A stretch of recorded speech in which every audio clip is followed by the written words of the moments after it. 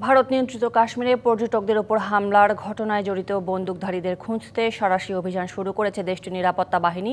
এই বিষয়ে বিস্তারিত জানাতে ভারত থেকে সরাসরি যুক্ত হয়েছেন প্রেস ক্লাব অফ ইন্ডিয়ার সভাপতি গৌতম লাহিড়ী।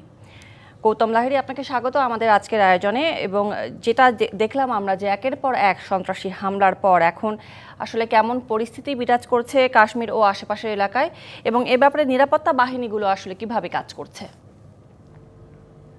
ধন্যবাদ। দেখুন, কাশ্মীরের পহেলগাঁওর কাছে 6 কিলোমিটার জুড়ে যে স্থানটিতে হামলা হয়েছে এটা ভারতের সুইজারল্যান্ড নামে খ্যাত, এবং সেইখানে রক্তপাত, এই ঘটনার কথা কেউ ভাবতেও পারছেন না যে কখন এরকম হতে পারে। এমনকি কাশ্মীরে যখন সন্ত্রাসবাদী বা জঙ্গি হামলা হতো তখনও কিন্তু এই পর্যটন কেন্দ্রগুলো নিরাপদ ছিল।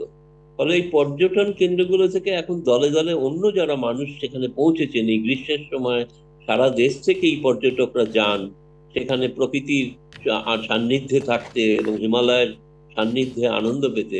সকলেই এখন হুড়োহুড়ি করছেন কি করে দেশে তারা নিজ নিজ বাড়িতে ফিরবেন। ফলে একটা অস্থির অবস্থা, এবং খুবই, যেটা নিয়ে কাশ্মীর সরকারের মুখ্যমন্ত্রীও বলেছেন যে যাতে অতিরিক্ত বিমানের ব্যবস্থা করা হয়, তাদের যাতে দ্রুত ফিরিয়ে যাওয়া যায়। কিন্তু আরেকটা জিনিস বলবো, কাশ্মীরের সাধারণ মানুষ যারা পর্যটনের সঙ্গে যুক্ত তারা কিন্তু এই সন্ত্রাসবাদী হামলার তীব্র নিন্দা করছেন, কারণ তাদের জীবনের রুটি রুজির সঙ্গে জড়িয়ে আছে এই পর্যটন। সেই পর্যটন যদি ব্যাহত হয় তাহলে তাদের জীবন অত্যন্ত দুর্বিষহ হয়ে উঠবে। আর নিরাপত্তা সংক্রান্ত বিষয় যেটা বললেন, নিশ্চিতভাবে চিরুনি তল্লাশি চলছে, যেমন আপনারা বলেছেন। এখনো কেউ ধরা পড়েনি, অন্তত একজনের ছবি, যেটা তাকে অতীতেও আরো কিছু সন্ত্রাসবাদী হামলায় আমাদের দেখা গিয়েছিল বলে শুনেছি, কেউ কেউ বলছেন, কোনো কোনো বিশ্লেষকরাও বলছেন। আহ প্রধানমন্ত্রী ফিরে এসেছেন তার সফর কাটছাট করে সৌদি আরব থেকে। তিনি বিমানবন্দরে বসেই প্রথম মিটিংটা করেন, এবং পররাষ্ট্রমন্ত্রী সহ নিরাপত্তা উপদেষ্টা সকলের সঙ্গে।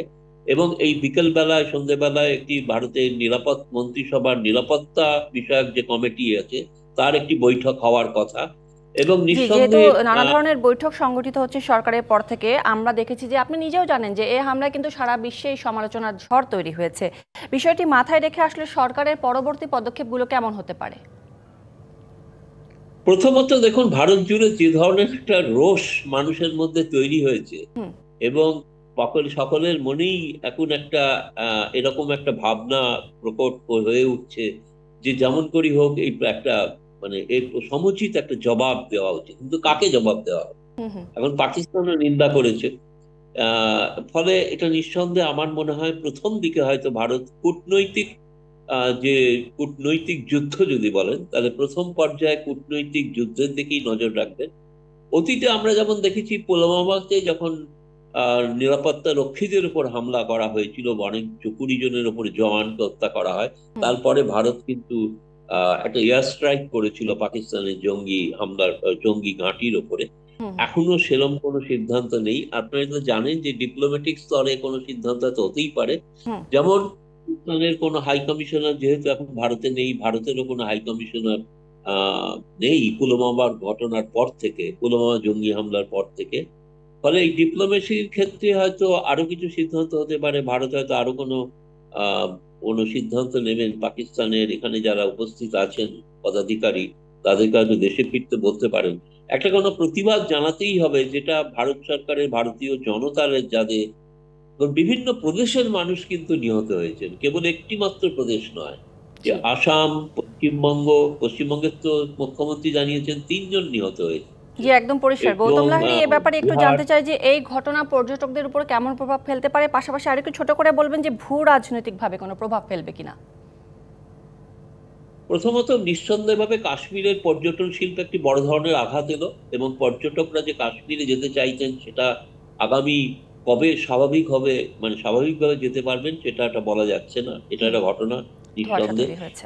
রাজনৈতিক দিক থেকে যেটা হবে, ভারত চাইবে বিশ্বের সমস্ত দেশকে একত্রিত করে, যাতে এমনকি বাংলাদেশেরও যে বিবৃতি তাতেও আমরা দেখেছি তিনি বলেছেন যে গ্লোবাল টেরোরিজমের বিরুদ্ধে আমরা লড়াই আছি।